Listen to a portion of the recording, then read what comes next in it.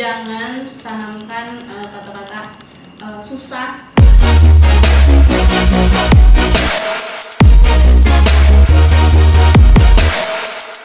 大家好, selamat datang di Flat Talk, tempat kita ngobrolin seputar pengalaman belajar bahasa asing, tips ujian, dan cerita inspiratif dari para pejuang bahasa. Nah, pada kesempatan kali ini kita akan ngobrol bareng dengan narasumber kita yang dimana dia sudah mempunyai cukup pengalaman dalam belajar bahasa Mandarin, yaitu Kak Arin. Halo Kak Arin. Halo. Nah, Kak Arin ini sudah menyelesaikan yang namanya ujian tes proficiency bahasa Mandarin, yaitu HSK 2. Nah, gimana sih pengalaman dari Kak Arin atau tips belajarnya? Nah, ini Kak Arin. Tapi sebelum itu, boleh dong Kak Arin memperkenalkan diri dulu kepada teman-teman sekalian. Oke, 大家好，我的名字叫Sitiarisha Karinisa， 你们可以叫我艾琳。Aku pernah mengikuti ujian HSK 2. HSK itu adalah kependekan dari Hanyu Shiping Course tingkat 2 di tahun 2023. Nih, gimana tuh, kayak keren banget sih, kayak si lampaunya Ci gitu ya. Ngomongin bahasa Mandarin ya kan, bahasa Mandarin ini sebagai salah satu bahasa yang tertua di dunia dan juga bahasa yang sulit untuk dipelajari. Bener nggak sih itu? Betul. Nah, dari problem kita juga nih, dari saya ini yang punya problem dalam belajar bahasa Mandarin itu yang kebingungan nih dari nadanya atau tone yang ada di bahasa Mandarin itu sendiri. Katanya bahasa Mandarin itu walaupun katanya sama misalnya atau apa gitu, tapi cara pengucapannya berbeda, nadanya berbeda, itu katanya bisa bikin artinya tuh jadi berubah gitu ya Kak, jadi bisa jadi aneh gitu atau gitu. Bisa nggak sih Kak kasih contohnya gitu? Oke. Ya betul banget. Jadi di bahasa Mandarin itu perlu banget diperhatikan namanya nada ya. Di Mandarin itu ada 4 nadanya, plus 1 sih neutral tone ya. Nadanya itu ada 4, ada nada datar, naik, turun, turun naik, kayak turun naik dan turun gitu ya. Dan ada 1 neutral tone yang ya dia nggak ada tandanya gitu, cuman consider sebagai nada juga. Nah, betul, kalau misalnya kita mengucapkan harus memperhatikan nada. Kenapa? Karena bisa aja beda nada itu bisa beda artinya, dan juga bahkan bisa mengubah konteks dari percakapannya itu sendiri. Nih aku kasih contoh. Biasanya kalau di buku-buku kita sering lihat yang ma sama ma gitu ya. Nah, itu tuh artinya beda-beda. Kalau yang ma nada datar itu artinya apa? Artinya ibu. Mama, oke? Mama. Sebenarnya kalau misalnya pakai nada yang ketiga, ma, beda ya, ma. Nah, itu artinya kuda. Jadi kalau misalnya kita bilang, wo ai mama, gitu, artinya saya sayang ibu, saya cinta ibu. Tapi kalau misalnya wo ai ma, itu jadi saya cinta kuda. Nada yang kedua Kak, yang nada yang naik itu. Kalau nada yang kedua ma, oke. Ma, teman-teman kita ikutin bareng-bareng ya. Nada yang kedua ma, jadi dia naik ya. Ma, kalau misalnya bisa masih bingung nih gimana caranya, palanya nih ikutin nih. Ma, gitu. Ayo kita bareng-bareng, 1 ya. San, ma, gitu. Terus kalau yang keempat dia ma, gitu ya. Dia cepat terus tegas. Ma. Oke, itu artinya marahin, ma gitu kan gitu.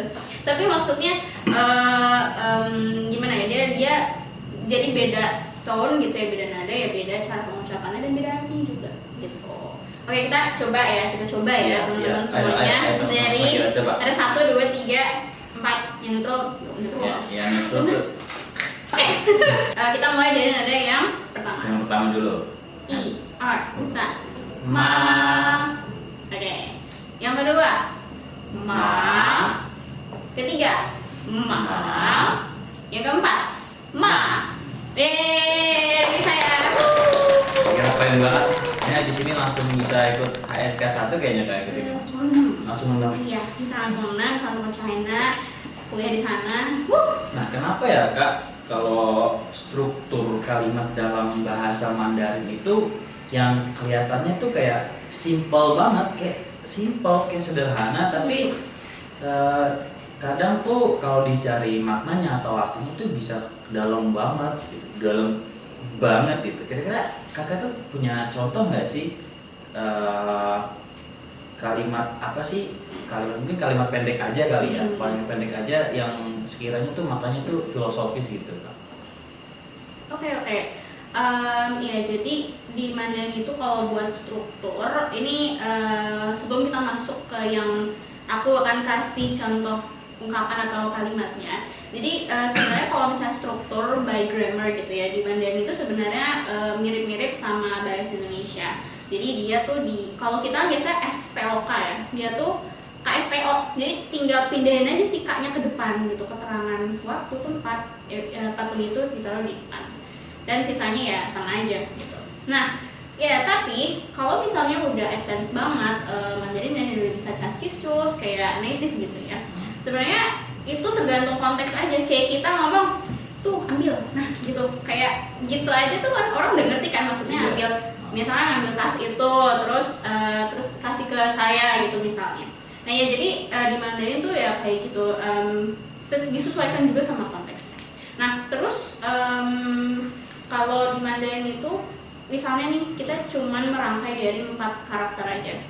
Nah dari 4 karakter atau 5 karakter itu sedikit ya, itu sebenarnya juga udah memiliki arti. Contohnya aku punya ungkapan ren shan ren hai, ya itu artinya kalau kita kita artiin satu persatu hanzenya. Ren itu artinya orang atau manusia, shan itu artinya gunung, ren itu orang, oke, dan hai itu artinya laut. Jadi kalau kita gabungin ren shan, ren hai itu artinya orang itu seperti gunung dan seperti laut. Maksudnya apa? Jadi orang atau manusia itu dia banyak, pegunungan banyak dong, ya kan? Laut luas, oke. Jadi ya begitu manusia banyak, beragam, gitu, diverse, oke, dan luas sekali orang itu. Ya itu. Nah dari kita menggunakan ren, shan, ren, hai, kan kalau kita mau manusia, gunung, manusia, laut, kan itu kayak it doesn't make sense gitu ya. Tapi nah itu dia, itu sebenarnya ada filosofinya tiap membuat kata itu di dalam bahasa Mandarin. Terlepas daripada yang grammar yang memang sesuai ini ya, sesuai grammarnya gitu. Nah kalau yang ini tuh memang ada ungkapan-ungkapan yang dengan mengambil beberapa hanza aja itu udah memiliki arti yang bahkan artinya bisa dalam gitu. Ya walaupun kalau kita cuma artinya secara harfiah aja kan juga nggak nyambung banget ya, masa orang gunung, orang laut. Iya. Kirain orang tinggalnya gitu. Jadi orang tinggal di gunung, orang tinggal di laut gitu. Bukan. Ternyata kalau misalnya itu kita dalam lagi maknanya itu ternyata filosofis banget kan ya. Emang keren banget sih kalau misalnya kalian mau mempelajari bahasa Mandarin secara lebih dalam lagi. Tapi ini ya Kak, kalau orang-orang seperti aku nih yang baru belajar bahasa Mandarin atau mungkin teman-teman yang baru belajar bahasa Mandarin, biasanya sih suka kaget gitu. Kita sama yang kiranya bakal mudah buat belajar bahasa Mandarin, tapi ternyata kok malah begini gitu. Malah malah pusing gitu kan. Nah, kalau menurut kakak nih yang udah punya pengalaman mengajar, ada punya pengalaman bahasa Mandarin juga yang cukup lah itu. Kira-kira apa sih hal yang pertama kali kakak pusingin tuh waktu belajar gitu? Sebelumnya aku pertama kali belajar bahasa Mandarin itu pas aku masuk kuliah ya. Jadi pas banget masih maba nih. Lalu aku menemukan, aku discovered nih namanya Mandarin, bahasa Mandarin. Jadi sebelumnya tuh belum ada pengalaman samsek gitu ya. Nah pertama kali yang aku kaget gitu ya pas belajar Mandarin itu adalah nadanya dan pronunciation-nya. Itu iya. dua combo paling duar paling yang parah banget musiknya. Iya. Gak ada persiapan banget buat belajarnya, belum pernah yang namanya nonton Dracin tuh enggak ya guys. Nyanyi pun juga, yang musik tuh juga cuma sekedar lihat gitu suka udah, tapi nggak pernah nyanyiin, nggak tahu cara pronunciation-nya. Nah pas awal-awal tuh nada bener-bener musingin banget itu. Aku suka balik-balik sama nada 2, nada 3 itu gila parah banget. Bener banget. Dan pronunciation-nya kayak ada yang c, ada yang j. Nah itu harus monyong-monyong itu yang ada yang c, j. Nah itu yang aneh, terus kayak x dibacanya si. Konsonan yang huruf q itu dibacanya ci. Aneh kan gitu. Jadi ya dan juga pronunciation-nya itu dia rumit ya. Dia ada kayak kalau di Arab aja gitu, ada apa namanya? Yang makhrajnya ya, kayak makhrajnya gitu ya. Makhrajul hurufnya. Dan di Mandarin itu juga ada kayak gitu. Dia tempat keluarnya huruf si itu di mana, c di mana, kayak gitu ada gitu. Dan itu lumayan membuat aku kaget gitu ya, bisa ternyata dia bacanya tuh harus yang sesuai gitu, gimana letak keluar si huruf itu. Dan juga ya pronunciation-nya ya, pronunciation tuh yang pronunciation bukan nada itu yang paling membuat aku kewalahan sih awalnya. Nada 2 yang ma, contohnya gitu ya, ma, dan nada 3 ma gitu. Karena biasanya tuh diajarin kalau ma itu yang turun naik gitu, turun naik ma gitu ya. Sebenarnya gampangnya adalah pakai suara terendah kalian aja, ma, udah selesai gitu. Itu sih 2 yang paling aku pusingkan gitu. Kalau kamu apa? Kalau aku sih ya kurang lebih sama sih Kak. Kayak yang aku kira nih awalnya belajar bahasa Mandarin ya. Aku kira nih susah. Ternyata pas aku mulai belajar susah banget gitu.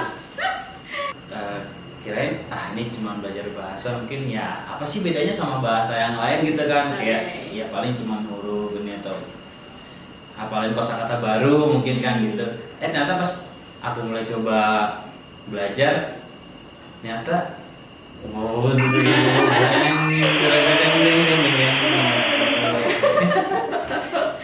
ya apa yang kakak bilang tadi itu kurang lebih sama seperti itu.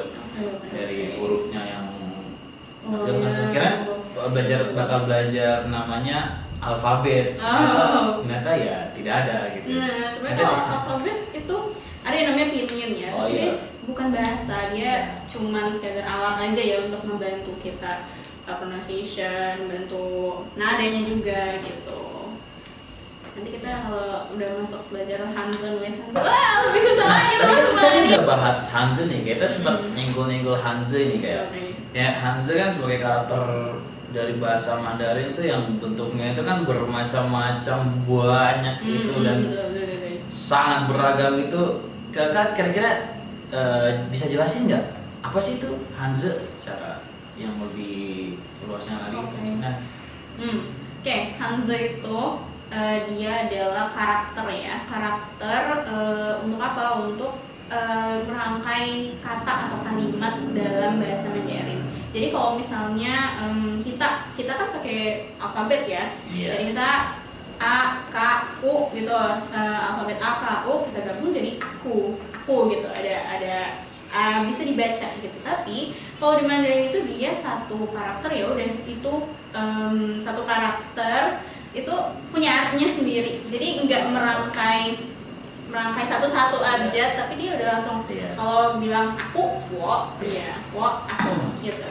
Nah kayak gitu sih. Jadi nanti kalau misalnya untuk merangkai kata atau kalimatnya tinggal menggabungkan aja karakter-karakternya. Kayak misalnya 我爱吃饭, saya suka makan gitu. Nah gitu.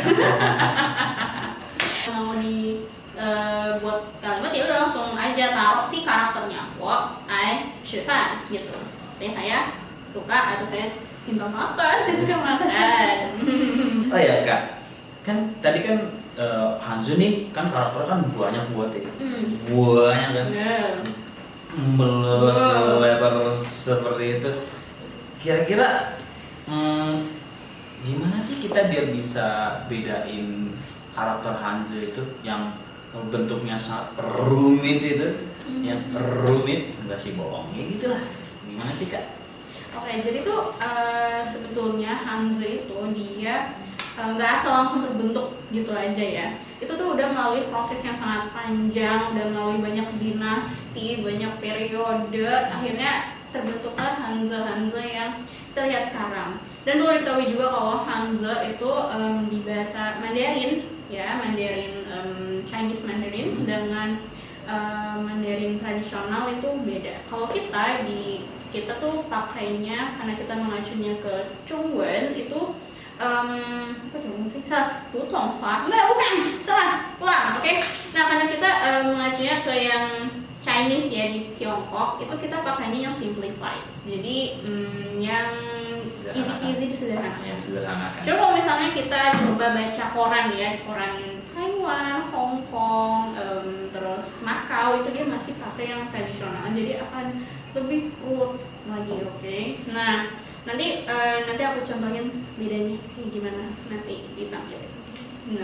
Nah, terus, tadi kan aku bilang ini prosesnya panjang banget ya.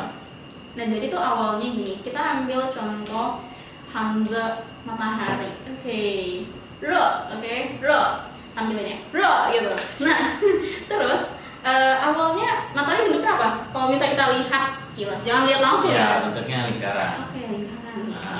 Nah, jadi awalnya tuh ya mereka tuh bentuknya menulisnya lingkaran. Jadi mereka cara berkomunikasinya, cara menuliskan itu tidak dengan kita matahari di satu enggak, tapi mereka langsung aja tuh gitu lingkaran. Tapi lama kelamaan orang tuh bingung ini maksudnya apa lingkaran doang. Akhirnya diubah jadi kotak. Ada garisnya di tengah. Akhirnya lama-lama terbentuklah Hanze gitu ya, kayak gini. Oke, kayak gini. Nah, jadi ya Hanze itu apa ya? Ada sejarahnya gitu. Jadi orang-orang itu kebanyakan melihat apa yang terjadi di alam. Kayak orang-orang Chinese itu melihat bagaimana yang di sekitarnya itu seperti apa, dan mereka mengkomunikasikan itu dengan seperti apa, kayak simbol gitu. Jadi dari simbol gitu. Sehingga yang kita kenal sekarang itu adalah si Hanze gitu. Jadi sebenarnya lebih mudah ya untuk berkomunikasi. Jadi dia yang dari karakter aja tuh digabung udah jadi kalimat, jadi kata yang bermakna gitu. Nah, jadi gitu teman-teman. Jadi yang namanya Hanze itu enggak sekedar ujuk-ujuk ada gitu. Itu melalui proses yang sangat panjang juga, dari namanya juga bahasa Mandarin sebagai salah satu bahasa yang tertua juga di dunia yang masih dipakai sampai sekarang. Jadi nggak main langsung ada tiba-tiba Hanze keluar, Hanze matahari begitu. Itu seperti yang udah disinggung dari awal tadi ya, yang ada beberapa kata yang itu punya makna yang sangat filosofis banget. Itu contohnya. Oke, sebenarnya aku bilang ada dua ya Mandarin, ada yang simplified sama ada yang tradisional. Nah, kenapa bisa begitu? Kenapa kok ada dibagi dua? Jadi itu awalnya itu berasal dari tradisional semua, ya dong. Namanya juga tradisional. Benar banget. Terus awal mulanya simplified itu tau nggak kenapa? Kenapa tuh Kak? Gara-gara jadi pas itu di Tiongkok ya, Tiongkok RRC, RRC itu dia tingkat literasi itu rendah banget, real rendah banget, sampai orang tuh malas baca. Kenapa susah bacanya, gak bisa gitu. Jadi karena orang-orang tuh susah bacanya, bukan susah sih, lebih kayak malas untuk bacanya yang rumit. Nah, makanya oleh pemerintah Tiongkok pada saat itu dibuatlah simplified yang lebih memudahkan mereka untuk baca, sehingga karena mudah dibaca, mudah dipahami, jadinya tingkat literasinya naik gitu. Tapi kalau di luar daripada Tiongkok ya, kayak tadi yang aku bilang di Taiwan, Hong Kong, Macau, dia masih banyak menggunakan yang tradisional gitu. Tapi sebenarnya tradisional juga ada kok dipakai di Tiongkok, cuman di yang resmi-resmi kayak di koran masih ada, di berita kadang masih ada gitu. Mungkin pertanyaan terakhir nih buat kakak nih. Kan banyak orang nih bilang nih, termasuk aku nih Kak, baca bahasa Mandarin tuh kayak susah banget. Kayak aduh ini apa gini, kok bisa ada bahasa kayak gini gitu ya. Kok bisa ada bahasa kayak gini, banyak dipakai lagi.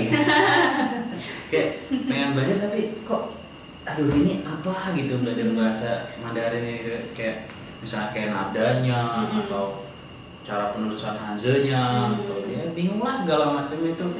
Kalau dari pengalaman kakak nih gimana sih biar kita ini nggak, kalau lagi ngomong ya kalau nggak menulis tuh nggak salah penulisan atau nggak salah ngomong pas nadanya, nggak salah nada pas ngomong, atau gimana sih cara kakak nih buat belajar bahasa Mandarin ini yang asyik gitu? Oke. Keren. Oke, jadi aku akan memberikan beberapa tips gitu ya waktu aku belajar bahasa Mandarin kayak gimana. Tapi ini sepengalamanku aja, jadi kalau kalian tidak ngena sama ini nggak apa-apa gitu. Cuma ini based on experience ya. Nah, kalau misalnya nada tuh emang yang tadi aku bilang di awal-awal aku emang yang suka balik-balik nada kedua, nada ketiga, dan itu emang hard to learn gitu ya, susah untuk dipelajari. Kalau kita masih yang awal banget, masih yang baru diperkenalkan dengan bahasa Mandarin real, kalau merasa susah, tidak apa-apa gitu. Cuman cara belajarnya kalau aku pertama kita benar-benar harus latihan dengerin dengan seksama gitu. Banyak-banyak mendengarkan, either itu hanya satu kata, satu karakter, satu kata, ataupun dalam kalimat gitu ya, dalam kalimat yang pendek atau panjang, itu kita harus membiasakan diri dulu. Biar apa? Biar pas kita betul-betul yang udah mulai memperdalami si nada kah atau pronunciation kah, itu kita udah apa ya, udah kebawa gitu loh, belajar kayak misalnya kayak tadi aku bilang我喜欢学中文. Nah, itu kita udah kebayang tuh di kepala nada-nadanya. Karena kita udah terbiasa gitu, udah kebawa sebelum-sebelumnya gitu. Oke. Lagi. Terus kakak pernah nggak sih kepikiran pas lagi belajar bahasa Mandarin tuh di pertengahan, kayaknya nyerah aja deh, kayak males lah gini belajar gini lah, buat apa gitu, males lah ketinggalan gitu. Pernah nggak sih begitu tuh? Aku pernah di awal-awal, nggak di awal, kayak di awal belajar sampai pertengahan aku mulai doubting myself gitu, baru belajar Jepang aja ya gitu. Tapi gini, ini kunci kenapa sampai sekarang masih bertahan ya buat belajar Mandarin. Pertama, harus ada niat yang jelas dulu kenapa belajar Mandarin. Ya itu masing-masing balik ke diri sendiri. Apa tujuan kalian belajar bahasa Mandarin. Cuman kalau misalnya ada niat itu pasti bisa ada aja jalannya gitu. Kita udah niat nih buat belajar, pasti ada aja jalannya yang entah nanti di tengah-tengah kita merasa yang duh kayaknya nggak sesuai deh bahasa ini, atau gue pengen ganti deh gitu. Tapi ada aja gitu jalan yang bisa meluruskan kita balik lagi untuk ke tujuan awal kita, kenapa kita belajar bahasa Mandarin gitu. Dan nanti ya didukung dengan yang lain ya, hal-hal yang lain, kayak misalnya kalau aku belajar tuh harus yang punya rutinitasnya, kayak misalnya belajar tuh jangan yang diforsir gitu sampai muak gitu, nggak bisa. Dia harus yang belajarnya tuh pelan-pelan atau per berapa menit gitu. Jadi carilah gaya sendiri gitu, dan dibuat asik gimana? Baca tuh nggak harus pure dari buku, bisa dari buka YouTube, bisa nonton gacin, bisa musik atau nyanyi, bisa. Nah, ngechat GPT juga bisa, itu juga belajar kan. Yang penting tuh kita ada gayanya gitu. Kita ada metode belajarnya sendiri dan ya gitulah. Nah, Kak Arin nih, kan sebelum kita mau penutupan, boleh dong Kak Arin kasih kata-kata atau semangat buat teman-teman yang lagi belajar bahasa Mandarin, yang lagi struggling seperti aku ini sekarang ini, biar kita ini tetap semangat dan nggak nyerah gitu buat belajar bahasa ini. Oke. Nah, kalau misalnya mau belajar Mandarin, ini tips dulu. Oke, sebenarnya kalau misalnya mau belajar Mandarin, teman-teman yang harus diingat adalah jangan tanamkan kata-kata susah, kata aku nggak bisa, kata sulit dan lain sebagainya ke dalam diri kalian pas belajar bahasa Mandarin. Kenapa? Yang tadi aku bilang, kalau misalnya pas belajar aja dari mendengarkan kita bisa terbawa, Nah ini juga kata-kata yang kita tanamin dalam diri kita juga bisa membawa kita ke depannya gimana. Kayak kita tuh udah ngumpulin energi negatif duluan, terus kita akan belajar mengaplikasikannya pada suatu kegiatan jadi ya jelek juga gitu loh. Makanya pas belajar itu pertama harus ada niatnya dulu nih, niat yang baik gitu ya. Niat yang baik untuk apa? Dan kalau bisa kita kayak berpositif thinking gitu loh. Kalau oke, I know it's hard, tapi bisa kok pelan-pelan aja. Dan jangan bandingin proses dengan orang-orang sekitar kalian.